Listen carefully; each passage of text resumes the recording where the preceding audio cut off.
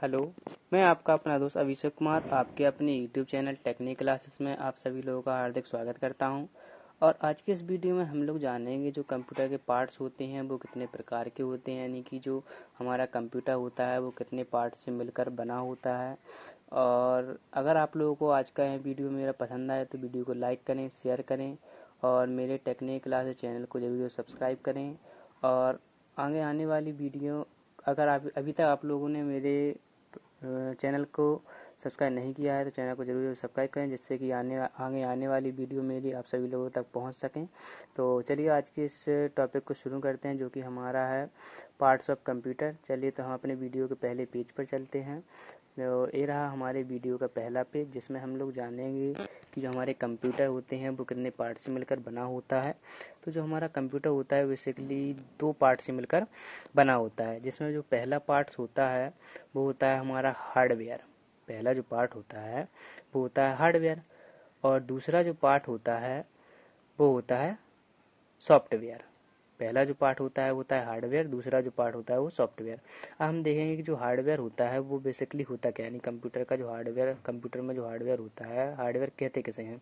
तो कंप्यूटर का जो हार्डवेयर होता है बेसभी, यानी कंप्यूटर के बेसभी पार्ट जिन्हें हम छू सकते हैं और देख सकते हैं, वे सारे के सारे पार्ट हमारे कंप्यूटर के हार्डवेयर कहलाते हैं। यानी कि वे सभी पार्ट जिन्हें हम छू सकते हैं और देख सकते हैं वे सारे के सारे पार्ट हमारे हार्डवेयर कहलाते हैं। अब देखेंगे कि सॉफ्टवेयर किसे कहते हैं। चलिए तो सॉफ्टवेयर देखते हैं। सॉफ्टवेयर क्या होते हैं? सॉफ्टवेयर वे सभी पार्ट जिन्हें हम ना ही छू सकते हैं और ना ही देख सकते हैं, वे सारे के सारे पार्ट हमारे सॉफ्टवेयर कहलाते हैं। ठीक है, तो अब हम देखते हैं कि जो हमारा हार्डवेयर है, हार्डवेयर में कितने पार्ट होते हैं, यानी जो हमारे हार्डवेयर होते हैं हार्डवेयर को कितने प्रकार से बांटा जा सकता है। तो जो हार्डवेयर हैं, हार्डवेयर को हम लोग बेसिकली तीन पार्ट में बांट सकते हैं। पहला जो होता है वो होता है हमारा इनपुट। पहला जो पार्ट होता है वो होता है हमारा इनपुट। दूसरा जो पार्ट होता है वो होता है सीपीयू। तीसरा जो पार्ट होता है वो होता है आउटपुट। और जो सॉफ्टवेयर होते हैं, सॉफ्टवेयर को हम दो पार्टों में बांट सकते हैं। यानी जो हमारे सॉफ्टवेयर होते हैं कंप्यूटर के सॉफ्टवेयर को दो भागों में बांटा जा सकता है। पहला जो होता है वो होता है सिस्टम सॉफ्टवेयर, दूसरा होता है एप्लीकेशन सॉफ्टवेयर। तो चलिए अब हम एक एक से करके जो हार्डवेयर है, हार्डवेयर के पार्टों को जानते हैं। तो जिसमें सबसे पहला हमारा है इनपुट। बेसिकली इनपुट होते क्या हैं, यानी इनपुट डिवाइसेस क्या होती हैं? वे सभी डिवाइसेस जो कंप्यूटर में कुछ भी इनपुट देने के लिए या इनपुट को इंसर्ट करने के लिए यूज़ की जाती हैं, वे सारी डिवाइसेस इनपुट डिवाइसेस कहलाती हैं। जैसे अब हम जानेंगे कि इनपुट डिवाइसेस कंप्यूटर में कौन कौन होती हैं।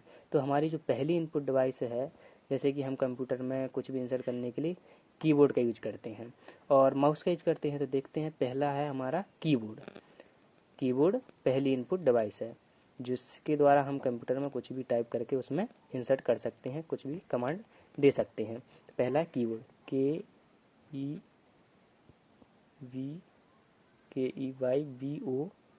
KEYBOARD, keyboard. कीबोर्ड हमारी पहली इनपुट डिवाइस है, ठीक, जिसके द्वारा हम कोई कंप्यूटर में कोई भी कमांड को टाइप करके लिख के दे सकते हैं।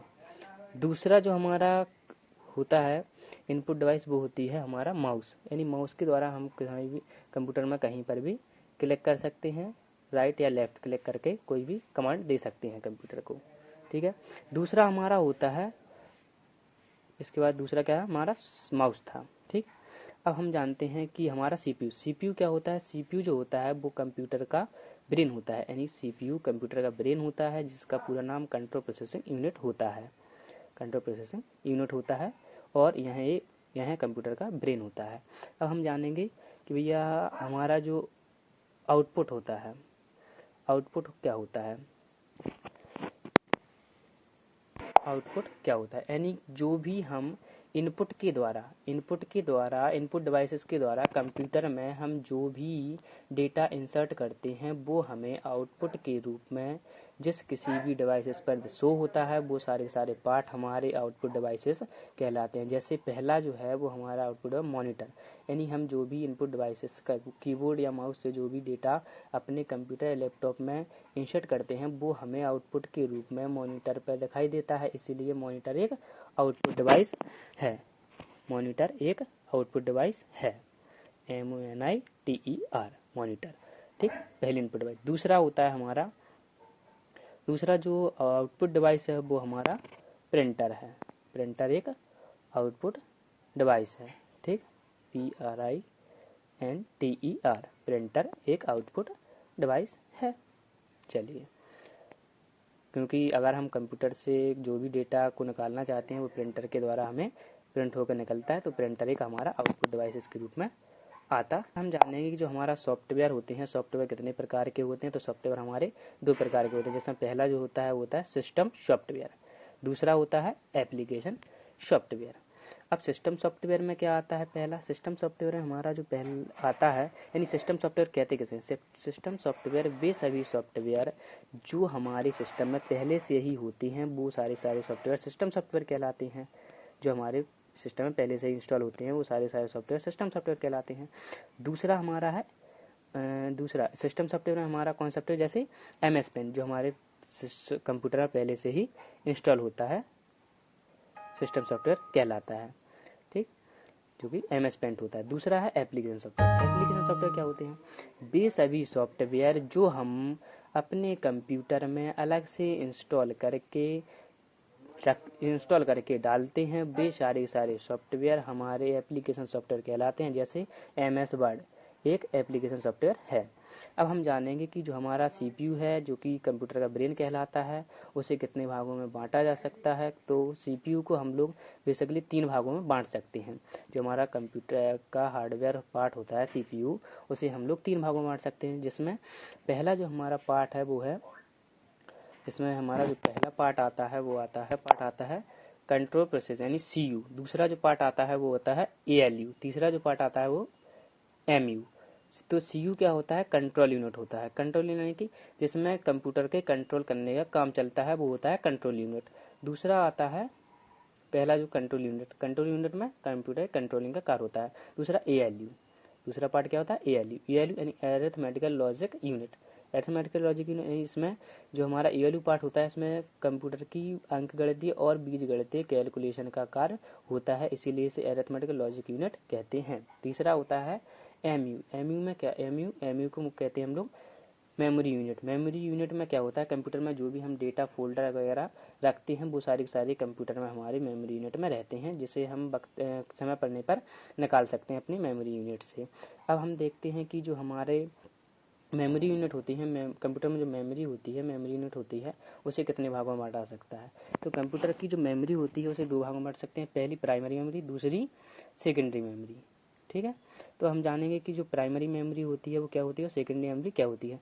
तो प्राइमरी मेमोरी क्या होती है, प्राइमरी मेमोरी वो मेमोरी होती है जिसमें हम सिर्फ और सिर्फ अपने डेटा का इंस्टॉलेशन कर सकते हैं, वो हमारी प्राइमरी मेमोरी कहलाती हैं। प्राइमरी मेमोरी कहलाती हैं। प्राइमरी जैसे हमारा प्राइमरी मेमोरी में आता है पहला रैम, पहला क्या आता है रैम, RAM, रैम, ठीक। प्राइमरी मेमोरी में पहला आता है रैम। दूसरा आता है हमारा रोम। दूसरे हमारा क्या आता है, रोम आता है। प्राइमरी में पहला पार्ट होता है रैम का, दूसरा पार्ट होता है रोम का। तो जो रैम होती है, रैम को रैंडम एक्सेस मेमोरी कहते हैं, और रोम का जो पूरा नाम होता है वो होता है रीड ओनली मेमोरी होता है। यानी जो रैम का पूरा नाम होता है रैंडम एक्सेस मेमोरी, और रोम का जो पूरा नाम होता है वो होता है रीड ओनली मेमोरी, ठीक, रीड ओनली मेमोरी। हम देखेंगे कि भैया जो रैम है उसका पार्ट हो गया रीड ओनली मेमोरी, और रोम का पार्ट हो गया रीड ओनली मेमोरी। यानी रैम का हो गया रैंडम एक्सेस मेमोरी, और रोम का हो गया रीड ओनली मेमोरी। हम देखेंगे सेकेंडरी मेमोरी में क्या होता है, जो भी प्राइमरी मेमोरी से इंस्टॉल होकर जो भी डेटा आता है वो हमारा सेकेंडरी मेमोरी में ही स्टोर होता है। स्टोरिंग का काम सेकेंडरी मेमोरी में होता है। देखेंगे कि सेकेंडरी मेमोरी में कौन कौन से पार्ट आते हैं जिसमें हम डेटा को स्टोर करके रख सकते हैं। तो पहला जो होता है डेटा को स्टोर करने का सेकेंडरी मेमोरी का पार्ट, वो होता है हार्ड डिस्क। हार्ड डिस्क में हम कोई भी डेटा को स्टोर करके रख सकते हैं। पहला क्या है हमारा पार्ट है हार्ड डिस्क। हार्ड डिस्क पहला पार्ट है जिसमें हम अपने डेटा को स्टोर करके रख सकते हैं, हार्ड डिस्क। दूसरा जो पार्ट है हमारा वो है पेन ड्राइव। यानी कि पेन ड्राइव में भी हम अपने डेटा को स्टोर करके रख सकते हैं। और आप सभी लोग अगर मेरा वीडियो पसंद आया तो वीडियो को लाइक, शेयर और मेरे टेक्निकल क्लासेस चैनल को जरूर सब्सक्राइब करें, जिससे कि मेरे आगे आने वाली वीडियो आप सभी लोगों तक पहुंच सकें। दूसरा पार्ट हमारा हो गया pen drive, PENDRIVE, pen drive. Pen drive क्या होता है? हमारा सेकेंडरी मेमोरी होती है जिसमें हम डेटा को स्टोर करके रख सकते हैं। अब हम जानेंगे कि जो हमारा रैम और रोम जो था, रैम रोम को हम एक बार फिर से बता देते हैं कि इनका पूरा नाम क्या होता है। तो रैम का जो पूरा नाम होता है वो होता है रैंडम एक्सेस मेमोरी, और रोम का जो पूरा नाम होता है वो होता है रीड ओनली मेमोरी। यानी रैम का पूरा नाम रैंडम एक्सेस मेमोरी और रोम का पूरा नाम रीड ओनली मेमोरी। अब हम सीपीयू के जो पार्ट हैं जैसे कि हमारा सीयू, एएलयू और एमयू, इनका फुल फॉर्म एक बार बता देते हैं जिससे कि आप सभी लोगों को समझ में आ सकें। तो देखते हैं कि सीयू का जो फुल नेम होता है वो होता है हमारा